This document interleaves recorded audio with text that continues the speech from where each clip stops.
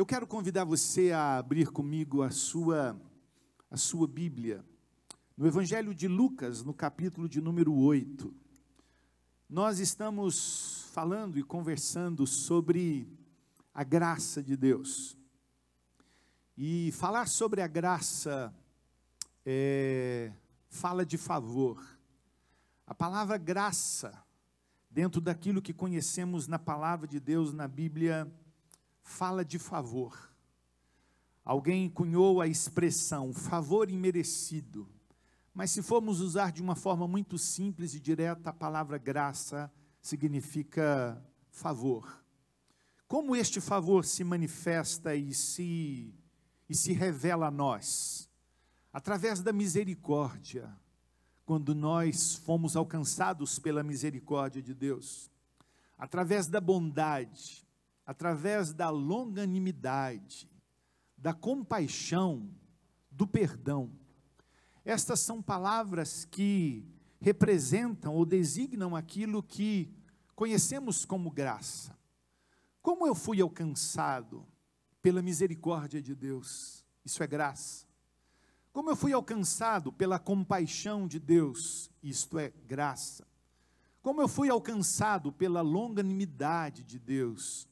Isto é graça. Como eu fui alcançado, como eu fui salvo pelo perdão de Deus. Então estas palavras expressam aquilo que representa a graça de Deus, de algo que não merecíamos. Merecíamos a compaixão, a misericórdia, o perdão, a longanimidade de Deus? Não merecíamos. Mas Deus então fez algo, Deus então deu a nós, concedeu a nós, fez em nosso favor, estendendo a sua graça.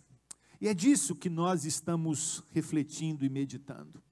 O texto que nós separamos e que nós estamos meditando nele, desta graça que se compadece, do Evangelho de Lucas, no capítulo 8, versos 43 a 48, diz assim: certa mulher que havia 12 anos sofrendo de uma hemorragia e a quem ninguém tinha podido curar, e que gastara com os médicos todos os seus haveres, veio por trás dele e lhe tocou na orla da veste, e logo se lhe estancou a hemorragia.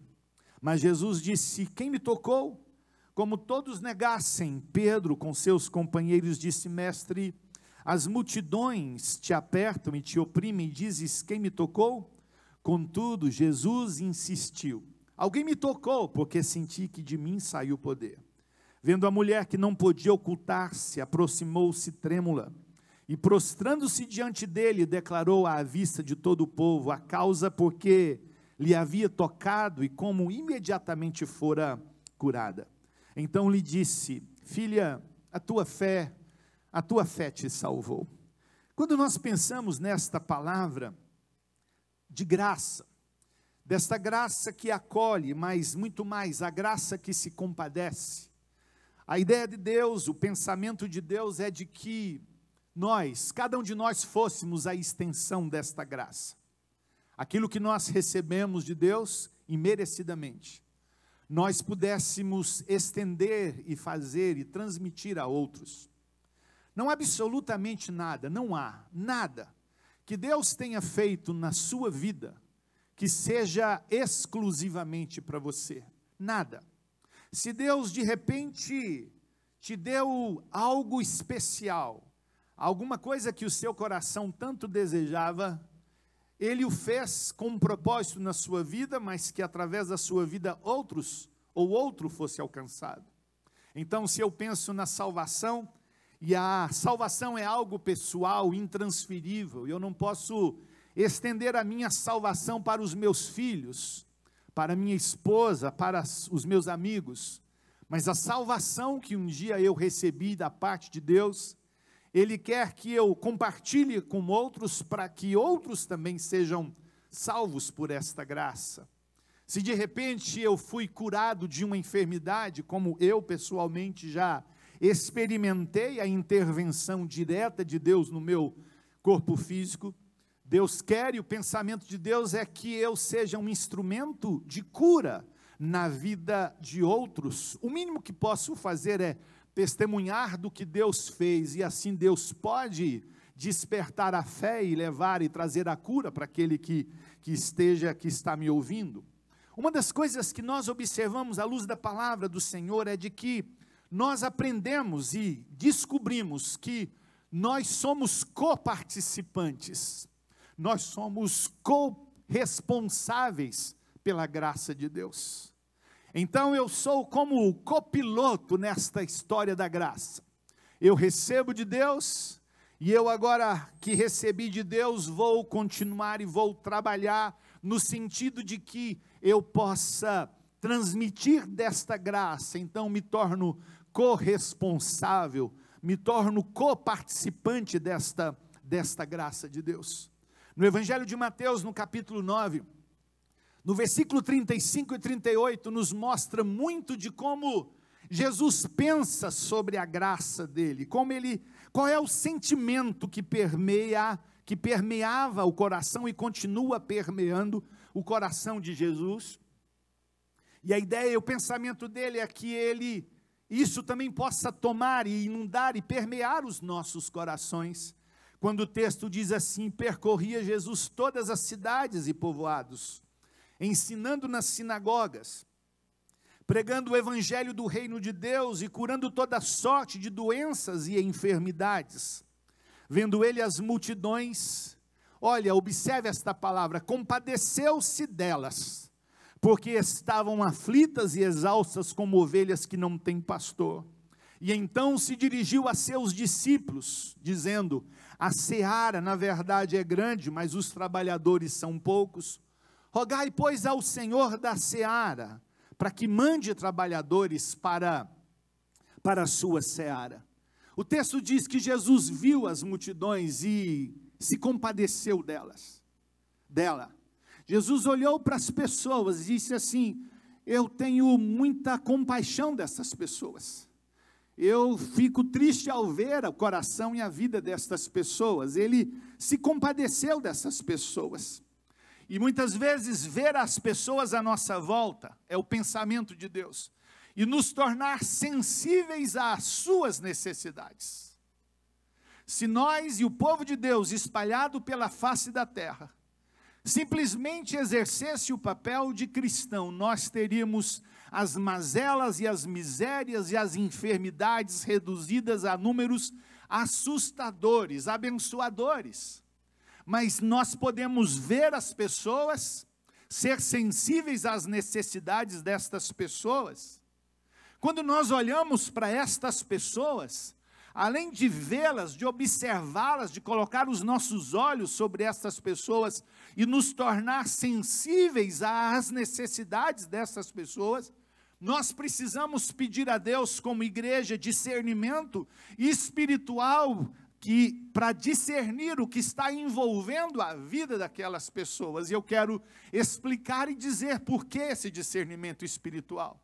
Compadecer destas pessoas, vê-las, discernir o que elas estão vivendo, discernir e pedir graça de Deus para entender o que se passa, e aqui não é uma coisa apenas humana, mas espiritualmente, mas também nós percebermos nessa observação, ver e perceber a aflição da vida destas pessoas. Jesus diz, viu que elas estavam aflitas, exaustas, cansadas, como ovelhas sem pastor. Qual é a ideia de ovelhas sem pastor? Falta direção, falta orientação, falta cuidado.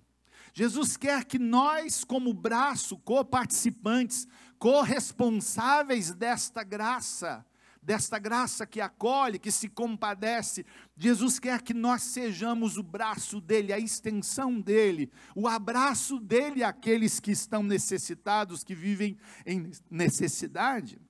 As necessidades, Jesus disse, são muitas. E olha, veja como esta palavra nos adverte e diz para a igreja: ei, igreja, ei, povo de Deus espalhado terra fora, a seara é grande, as necessidades são grandes, mas os trabalhadores são poucos. Os trabalhadores são poucos. Nós temos uma seara grande.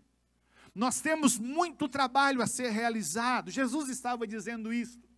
Mas eu quero que vocês orem para que o Senhor da seara levante trabalhadores para este trabalho.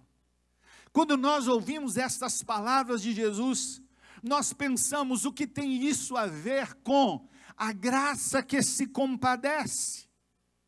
Há um clamor da parte de Deus, de Jesus, para que as pessoas se envolvam no reino dele.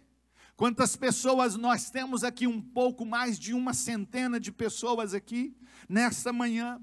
Mas quantos estão dispostos, estão dizendo assim: eu vejo as pessoas, me compadeço delas, eu tenho misericórdia delas, eu tenho compaixão delas, eu me volto, me estendo, sou o braço ou os braços de Deus para que elas sejam acolhidas. Aí Jesus se levanta e diz: ore ao Senhor da seara, para que Ele levante trabalhadores para trabalhar nesta seara que é tão grande. Eu gosto muito desta história do texto que lemos, desta mulher anônima. Eu vejo uma mulher aflita, eu vejo uma mulher cansada, eu vejo uma mulher sem pastoreio, e eu decidi dar um nome a esta mulher que até então era anônima. Eu decidi chamar esta mulher de Ana. E Ana significa graciosa, cheia de graça. E eu olho para esta vida de Ana e eu vejo tão contrário à palavra, ao significado do nome dela, à realidade que ela estava vivendo, coisas tão diferentes. Mas eu gosto de pensar nisto porque muitas vezes nós pensamos nas enfermidades físicas, como a desta mulher, como se fosse apenas uma enfermidade física e acabou. Como eu posso ser instrumento da graça de Deus? Como posso fazer ou ser a manifestação da graça de Deus? Como posso eu compadecer daquela mulher ou desta mulher ou de qualquer outra pessoa que Deus coloque à minha volta ou do meu lado ou à minha frente? Eu posso fazer algumas coisas, como nós dizemos às vezes: eu vou orar por você, e nós não oramos. Mas eu posso dizer que vou orar e posso orar. Eu posso sentir a dor, eu posso sentir o cansaço, eu posso sentir a exaustão desta pessoa. Eu posso realmente perceber uma necessidade que vai além do físico, corpo físico dela, uma necessidade que vai no material, que vai no relacional, que vai no social, que vai em várias áreas da vida desta pessoa que Deus colocou, Deus tem colocado à minha frente ou ao meu alcance. Eu posso ser um instrumento desta graça que se compadece. As enfermidades vão muito além do físico, e nós sabemos disso, você sabe disso. Passa pela nossa alma, pelas nossas emoções, pelos sentimentos, pela nossa psique. Mas ela também alcança a nossa vida espiritual, por questões, inquietações na vida espiritual, perturbação na vida espiritual, e nós sabemos de tudo isto. As enfermidades, ou a Bíblia diz que os homens adoecem por causa de N coisas. Nós adoecemos por questões naturais, pelo ambiente que nós vivemos. Às vezes vivemos mal, comemos mal, dormimos mal, e qual é o resultado disso no corpo e na saúde de alguém? Enfermidades diversas. Nós podemos adoecer por causa do ambiente em que nós vivemos. Podemos adoecer por causa de um pecado específico. Como assim? Sim, a Bíblia nos diz sobre isto. No Evangelho de João, no capítulo 5, do verso 1 ao verso 18, Jesus chega em Jerusalém e chega no chamado tanque de Betesda. E havia um paralítico, um coxo, um aleijado que não podia andar. Havia uma crença de que entrasse naquela água, quando a água era movida por um anjo, era uma crença que existia. O primeiro a entrar era curado, e Jesus tem um diálogo com aquele paralítico. Jesus disse assim: levanta, fica de pé e anda. E o texto diz que ele se coloca de pé e se põe a andar. Jesus foi para um lado, aí o texto sugere, e aquele paralítico foi para um outro. Mais tarde, no versículo 14, Jesus se encontra com aquele ex-paralítico, aquele ex-aleijado. E no verso 14 diz assim: mais tarde, Jesus o encontrou no templo e lhe disse: olha que já estás curado. Que coisa interessante. Mas Jesus pega e lhe faz uma advertência: mas, não pequeis mais, para que não te suceda coisa pior. Jesus estava dizendo: você foi curado desta enfermidade, mas faça uma coisa, não peques mais, para que não te suceda coisa pior. Jesus estava ali dizendo que aquela enfermidade tinha a ver com uma prática pecaminosa, e o texto não diz qual era ou a prática daquele homem. Há doenças que não têm causas naturais, mas espirituais. E daí a dizer, expressar, vamos olhar para uma pessoa, vamos ver uma situação, vamos ver as necessidades, a aflição, as dificuldades, mas tenhamos como igreja discernimento espiritual para perceber se aquela enfermidade é de origem natural, ou de ordem natural, ou talvez de ordem espiritual, ou coisa de pecado na vida daquela pessoa. Eu creio na cura. Eu creio porque a Bíblia diz que o Senhor cura as enfermidades. Eu creio e tenho visto Deus curar no nosso meio.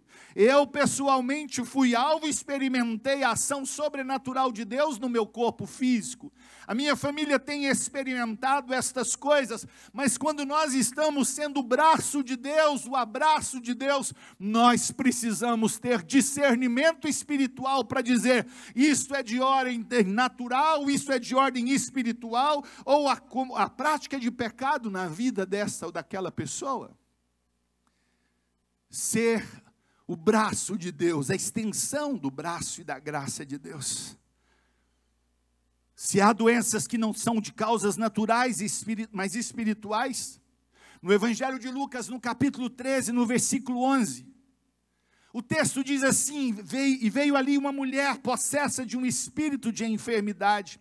Havia já 18 anos, andava ela encurvada, sem de modo algum poder endireitar-se. 18 anos aquela mulher andava corcunda. 18 anos aquela mulher entrava e saía da sinagoga. 18 anos aquela mulher entrava e saía da igreja, se fôssemos contextualizar.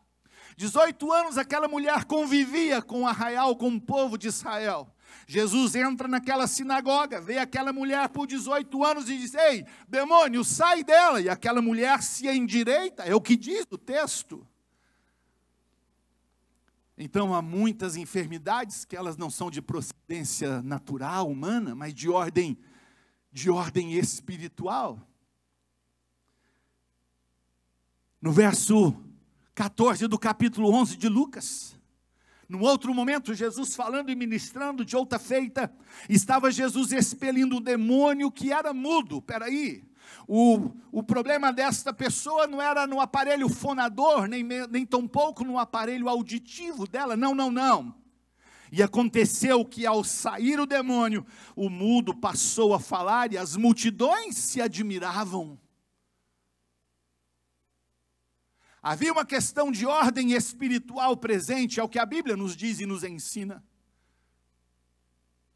Quando eu sou a extensão da graça de Deus a qualquer pessoa que seja,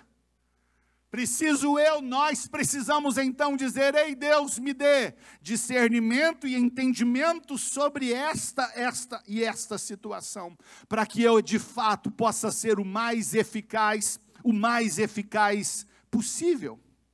A igreja foi dada autoridade sobre os espíritos malignos. E nós, na autoridade que temos, em nome de Jesus, nós podemos expulsar o demônio. Então, se eu deparo com alguém que está endemoniado, está enfermo, com enfermidade de ordem espiritual, eu posso dizer: ei, demônio, sai dele em nome de Jesus. O entendimento é recobrado. A clareza vem à mente daquela pessoa e eu posso conduzi-lo a um processo de entendimento e de maturidade espiritual. Mas no primeiro momento eu preciso confrontar esta autoridade maligna. Meus irmãos, a igreja foi dada autoridade. E quando eu volto, e quando voltamos os nossos olhos para esta mulher, o que nós percebemos, o que se percebe à luz deste texto? Um sofrimento contínuo. O texto diz no verso 43, certa mulher que havia 12 anos vinha sofrendo de uma hemorragia. 12 anos carregando um problema, 12 anos padecendo. E aqui eu quero colocar duas situações. Do lado de cá, a pessoa necessitada, enferma, adoecida. Do lado de cá, a pessoa que é saudável, que vê o enfermo, que vê a necessidade e de repente age em direção, se move em direção a ela, ou talvez ela cruze os braços. Mas o texto diz que aquela mulher estava carregando um sofrimento contínuo. 12 anos. 12 anos de um fluxo hemorrágico. 12 anos de uma menstruação muito provavelmente hemorrágica. O que nós conseguimos imaginar com uma mulher que por 12 anos está esvaindo em sangue, perdendo e perdendo, seguramente podemos dizer de uma mulher anêmica, cientificamente comprovado, sem forças, cansada, como alguém que não tinha pastor. Como alguém que não tinha pastor, ou como alguém que não tem pastor, se fôssemos atualizar. E quando nós olhamos para esta mulher há 12 anos num fluxo hemorrágico, e a Bíblia diz que havia inúmeras impossibilidades, e muito choro estava presente ali. E o verso continua dizendo, e a quem ninguém tinha podido curar, e que gastara com os médicos todos os seus haveres. É interessante nós pensarmos que ela gastou porque tinha. Mas num dado momento eu imagino que aquela mulher começou a usar o crédito dela, mas também gastou o crédito que tinha, com o único objetivo, se ver livre do seu mal. Não é assim que nós fazemos?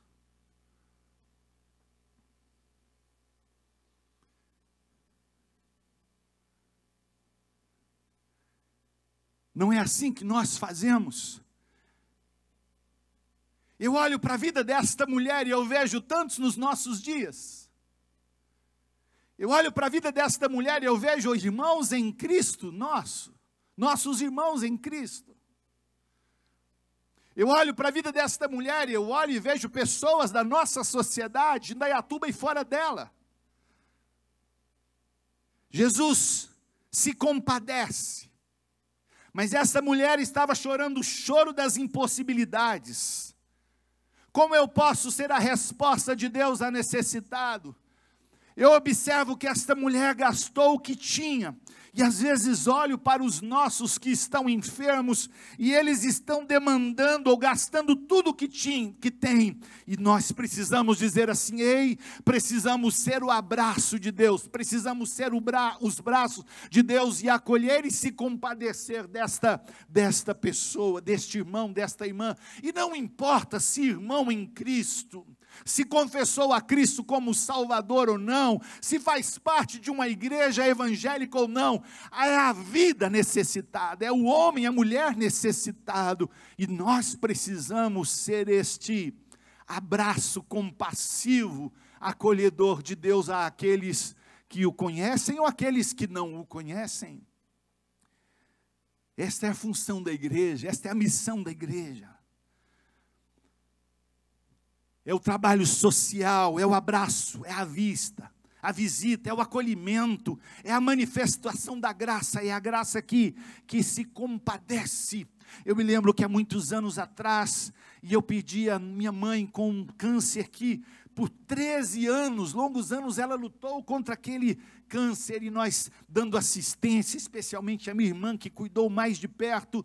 Mas eu me lembro que quando estava lá na minha cidade, em Goiânia, e de repente a mamãe recebia uma visita de alguém da igreja dela, a mamãe ficava tão alegre, eu falava, isso aqui vale a pena, uma simples visita, a graça que se compadece, a graça que abraça.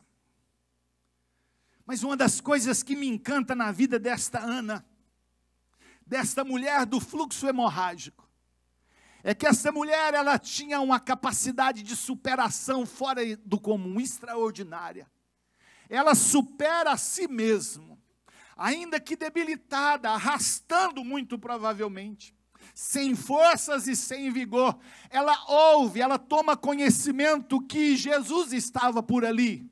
E ela então rompe as barreiras, supera a si mesmo, ela exercita a sua fé e diz: se eu ao menos tocar na orla do vestido dele, eu serei curado. Eu não preciso de uma palavra dele, eu não preciso que ele se volte para mim, eu não preciso que ele me abrace fisicamente, eu preciso apenas tocar nela. E aqui está o lado do doente, do enfermo, daquele que pode cruzar os braços e dizer assim: eu preciso que alguém me dê banho, que alguém me dê comida, que alguém me coloque comida na minha boca. Eu posso estar nessa condição, e muitos estarão e chegarão, estão nessa condição.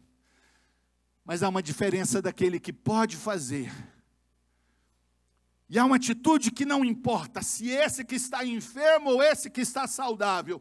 Ambos podem simplesmente, no exercício da fé, dizer: eu vou tocar na orla, eu vou tocar em Jesus e eu vou ser curado. E aquela mulher ousou, aquela mulher foi intrépida, corajosa. Ela supera a si mesma. E no verso 44 diz assim: veio por trás dele, lhe tocou na orla da veste, e logo se lhe estancou a hemorragia. Irmãos, uma das coisas que me admira neste texto é o fato de que ela não recebeu uma palavra de Jesus. Jesus não tocou nela. Ela não precisou que Jesus falasse a ela. Ela não precisou de nenhuma ação. Jesus não precisou fazer um lodo, como fez numa outra ocasião. Ela não precisou uma palavra de Jesus dizendo: vai embora curada para casa. Não, não, não. Foi a atitude dela. Foi o coração dela. Foi a disposição dela. E aqui é o coração do enfermo, do abatido, mas que ele pode voltar os seus olhos para a cruz e para a pessoa de Jesus Cristo e dizer assim: eu estou enfermo assim, mas eu sei em quem tenho crido, como Jó declara. E aquela mulher creu e ela simplesmente tocou na orla das vestes de Jesus e fora imediatamente curada. Eu amo um texto da Bíblia. No livro de Hebreus, no capítulo 11, é descrito ou conhecido como a galeria dos heróis da fé.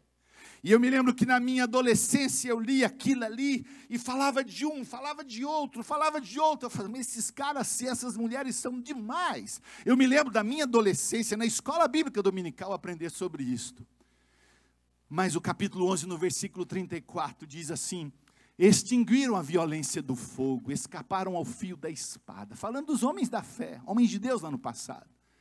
Mas eu amo esta palavra na parte B do versículo que diz: da fraqueza tiraram força. Eu colocaria o nome desta mulher anônima, que eu chamo de Ana, na galeria dos heróis da fé.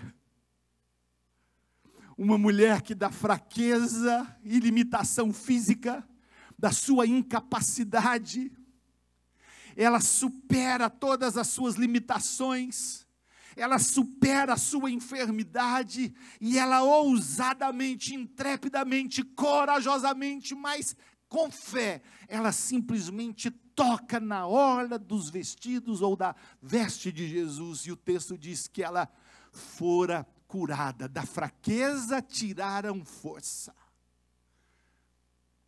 Da fraqueza tiraram força. É aquela coisa que move a vida cristã, chamado fé. Fé e poder que move a vida cristã.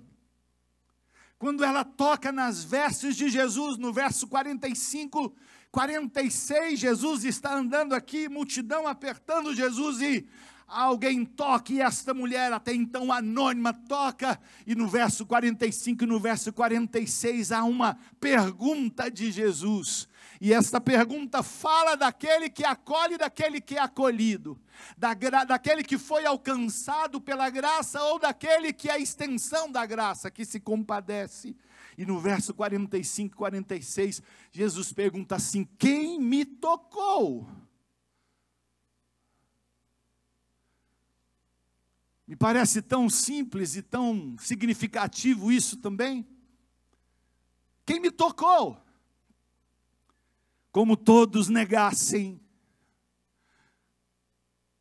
Pedro com seus companheiros disse: mestre, as multidões te apertam e te oprimem, e dizes: quem me tocou? Contudo, Jesus insistiu: alguém me tocou, porque alguém exerceu a fé, porque eu senti que de mim saiu o poder. É interessante, ela exerceu a fé, e de Jesus saiu o poder. Ela exerceu a fé, e de Jesus saiu a cura. Mas escuta, Jesus nem tocou nela, Jesus não falou a ela. Veja como a nossa fé cristã muitas vezes está limitada a uma palavra de Jesus, e a gente aprende um sentido diferente aqui. Veja quanto muitas vezes nós estamos esperando uma palavra de Deus, e Deus já tem falado conosco. Você não precisa fazer nada, não precisa falar nada, você não precisa ouvir nada, você precisa apenas ter fé e tocar. É isso que Jesus está nos dizendo neste texto. Uma atitude simples, mas que é poderosa. É o poder, como a palavra é usada, da palavra que vem da palavra dínamos, ou dinamis, ou seja, do dinamite. Quanto mais peso em cima, quanto mais carga você coloca sobre ele, maior é o poder de destruição. Eu senti que de mim saiu poder, saiu virtude. Em outra tradução diz isto: a base para alguém ser curado sobrenaturalmente, a base para alguém ser curado sobrenaturalmente por Deus é através da morte de Cristo, o Cristo de Deus. Escute, se queremos ver o operar sobrenatural de Deus em nossas vidas, se queremos ver o sobrenatural de Deus se manifestar nas nossas vidas ou numa situação, nós precisamos nos voltar para a cruz de Cristo. É através da morte de Jesus que nós somos curados. Mas como isso? No Evangelho de Mateus, no capítulo 8, no versículo 16 e 17, diz assim: chegada a tarde, trouxeram-lhe muitos endemoniados, e ele meramente, com a palavra, expeliu os espíritos, curou todos os que estavam doentes. Mas o texto continua: para que se cumprisse o que fora dito por intermédio do profeta Isaías.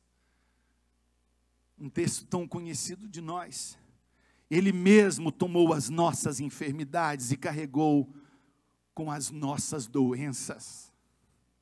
Sabe, então, a minha enfermidade, as minhas mazelas, a minha dor.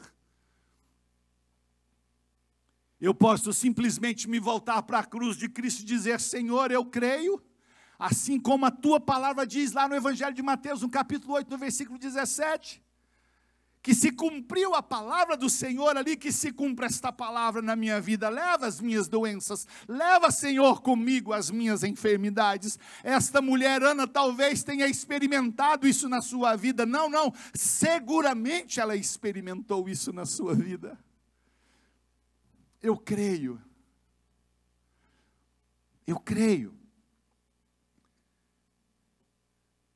Mas se aquela mulher experimentou toda esta fé poderosa no seu próprio corpo, e aí entra um lado que nós precisamos, do lado de cá, ver o enfermo, ver esta mulher, ver os nossos que estão enfermos, ver os nossos que estão padecendo, que estão vivendo incerteza.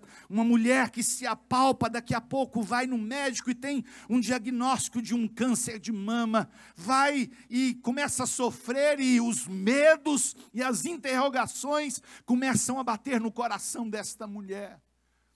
E eu olho para a vida desta mulher do lado de cá e eu fico pensando: como esta mulher está vivendo? Quais são os medos que estão permeando o coração desta mulher? E eu acho interessante, porque aquela mulher estava vivendo um constrangimento tão grande naquela hora, a despeito de ter sido curada. Aquela mulher vai e toca na orla de Jesus. Ela não poderia estar ali. Aquela mulher não poderia estar onde estava. Aquela mulher era considerada na cultura daqueles dias como imunda, por causa do fluxo hemorrágico. Ela não poderia tocar em Jesus. Era a impura tocando em alguém impuro, ou qualquer outra pessoa que não fosse Jesus.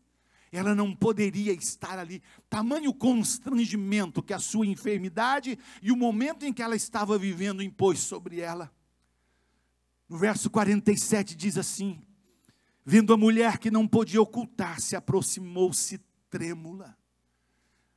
Sabe, esse tremor dela não era por causa da cura, era vergonha, era medo, era constrangimento. Ela se aproxima trêmula e prostrando-se diante dele.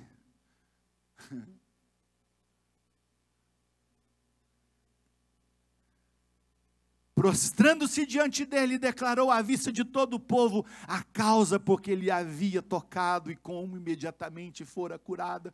Jesus pergunta: quem me tocou? E ninguém responde à indagação. A pergunta de Jesus, então, ela se antecipa às respostas, diz aqui: Senhor, fui eu que te toquei.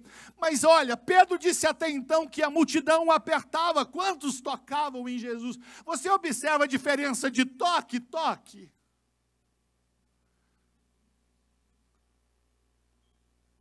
E ela se prostra e diz assim: Senhor, foi eu que te toquei. Olha o testemunhar no espírito daquela mulher, é o que eu percebo. Aquela mulher percebe e diz assim: Senhor, eu te toquei, porque há minutos antes eu estava me esvaindo em sangue num fluxo hemorrágico, mas eu te toquei, eu fui renovada, estou saudável, forte, eu estou curada. Há toques e há toques. Às vezes a gente toca Jesus, mas Ele quer que a gente toque nele. Eu não sei, talvez você esteja nesta posição A, da mulher enferma, com fluxo hemorrágico, ou talvez com um diagnóstico ruim. Ou talvez você esteja na posição de cá, na posição B, saudável, feliz, mas eu quero que você, não importa, nessa posição B ou nessa posição A, volte os seus olhos para a cruz de Cristo.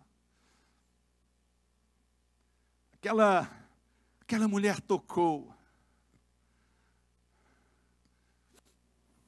Aquela mulher tocou. E quando ela tocou com fé, Jesus se volta para ela no verso 48, eu quero concluir. Jesus se volta para ela e disse assim, então lhe disse: filha, a fé te salvou, vai-te em paz. Olha a diferença daquele homem de João 5,14. Vai embora, toma cuidado, não peques mais, para que o pior não te aconteça. Mas olha agora a palavra de Jesus para aquela mulher: filha, tua fé te salvou, vai-te em paz. Me parece que não havia aqui um pecado na vida daquela mulher. Mas você consegue perceber a alma desta mulher enferma ao longo de 12 anos? Escute, eu estou falando de enfermidade física, para falar de uma graça que acolhe, que se compadece. Mas eu estou falando, não importa a posição, porque às vezes nós não estamos na posição A de enfermos no corpo físico, mas nós estamos na posição B, tomados de problemas na alma, de relacionamento, falta de compaixão, de misericórdia. Eu não sei quem está mais enfermo, que está na posição B ou que está na posição A, com um diagnóstico.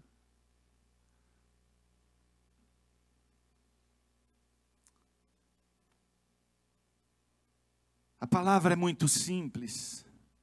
Jesus disse: filha, tua fé te salvou, vai-te em paz. Eu quero concluir e apenas dizer uma pequena frase, algumas poucas palavras, de que nós precisamos.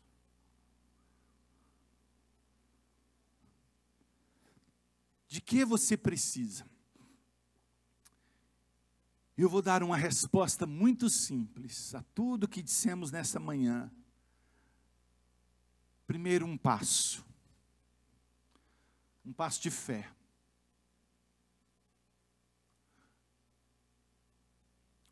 Uma decisão. E a terceira coisa, um toque. Essa semana, eu atendi um casal que a enfermidade não era física, como esta mulher do texto lido. A enfermidade era alma, relacional. E eu vi aquela esposa dizendo assim: pastor, eu estou com muita dificuldade para perdoar. Eu vou ter que dar um tempo para perdoar. E eu vi um coração tão doído, um coração ferido. E eu disse para ela: perdão não é uma opção para você. Ela disse: como assim? Sim, perdão não é uma opção para você. Perdão é um imperativo de Deus para você, uma ordem de Deus para você. A palavra vem e diz para mim e para você, eu dizendo aos dois: perdoai-vos uns aos outros, como Deus em Cristo vos perdoou.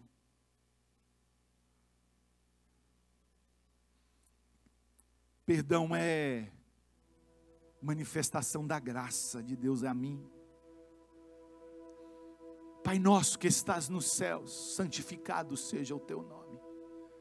Venha a nós o teu reino. Seja feita a tua vontade, assim na terra como nos céus. O pão nosso de cada dia dá-nos hoje. E Jesus continua dizendo, Jesus podia ter calado a boca nesta hora, desta oração que tão conhecida é. E ele diz assim: perdoa as nossas dívidas, ou as nossas ofensas. Numa outra tradução diz, os nossos pecados, assim como nós temos perdoado aos nossos devedores. E não nos deixes cair em tentação, mas livra-nos do mal, pois teu é o reino, o poder e a glória, para todo sempre. Amém. Você quer a enfermidade pior do que esta de não perdoar, não ser compassivo, não ser longânimo, não ser misericordioso? Ou talvez você possa correr para a posição A. Aquela posição está errada para você, está equivocada para você. Sua posição é essa. O problema não é físico, o problema é alma, é coração.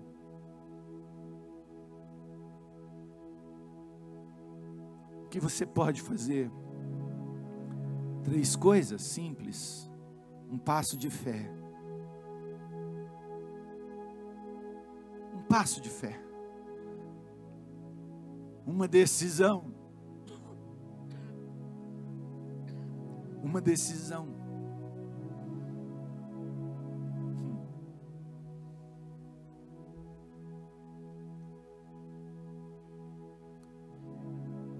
Um toque. Sabe, nós temos um negócio de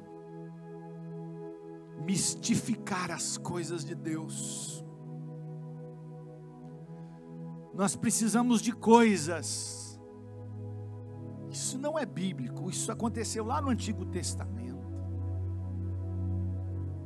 Eu queria e poderia ungir você, porque unção com óleo é bíblico, diz a Bíblia. Mas nós estamos numa época de isolamento, eu não tenho que evitar tocar em você. Mas tem uma coisa que você pode fazer, independentemente de um óleo, de uma unção, você pode dar um passo, tomar uma decisão pela fé, dizer: Senhor, eu hoje toco em Ti, como aquela mulher tocou. Não é a coisa física de você tocar, não, é fé. Eu creio, Jesus, eu creio,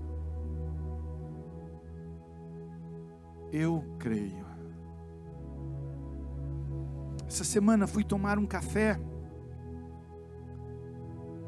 e tem uma casa que ela é viciante, eu quero que vocês tomem cuidado com ela, chamado Boleiro. E eu fui tomar um café lá no Boleiro, nossa. E quando estava lá, tinha um casal com uma criança.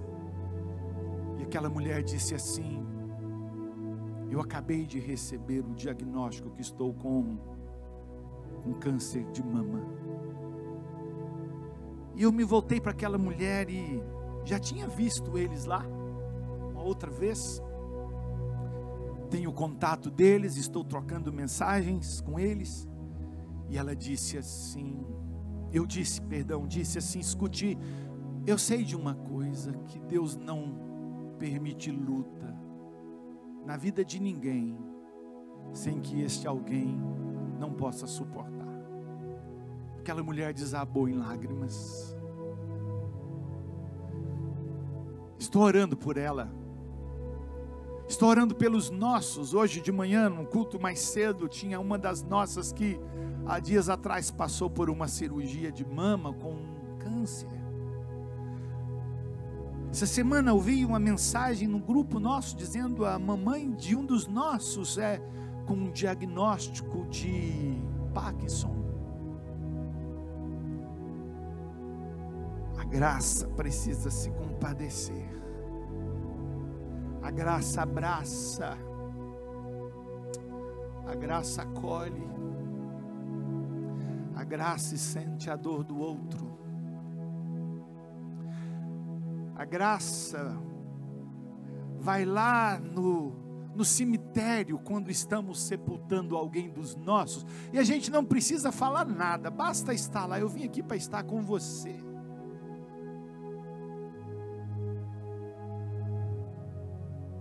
Eu creio no poder de Deus que cura.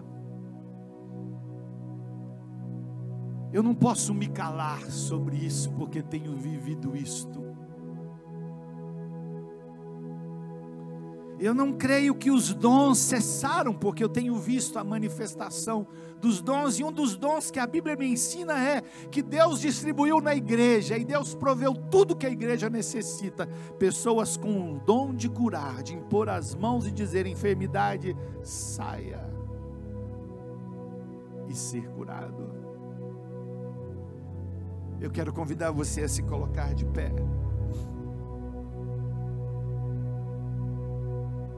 Eu quero que enquanto nós ministramos esta canção, é uma oração, você coloque a sua vida diante do Senhor, e a vida de alguém que esteja na posição B, talvez não enfermo no seu corpo físico, mas que necessita de uma intervenção de Deus.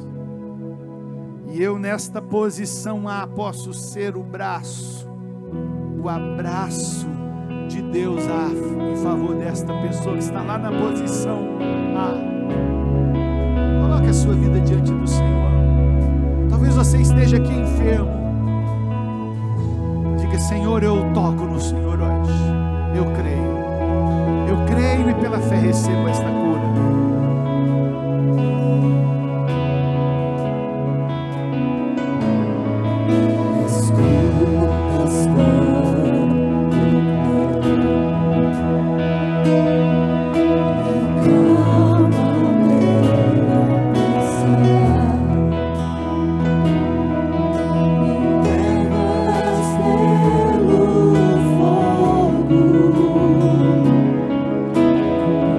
Fogo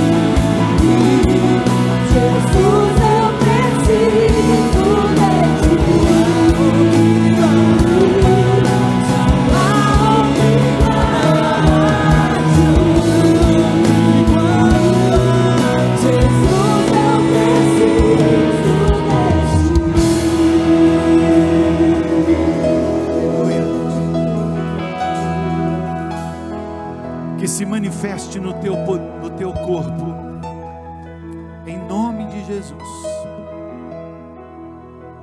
Que se manifeste nas tuas entranhas,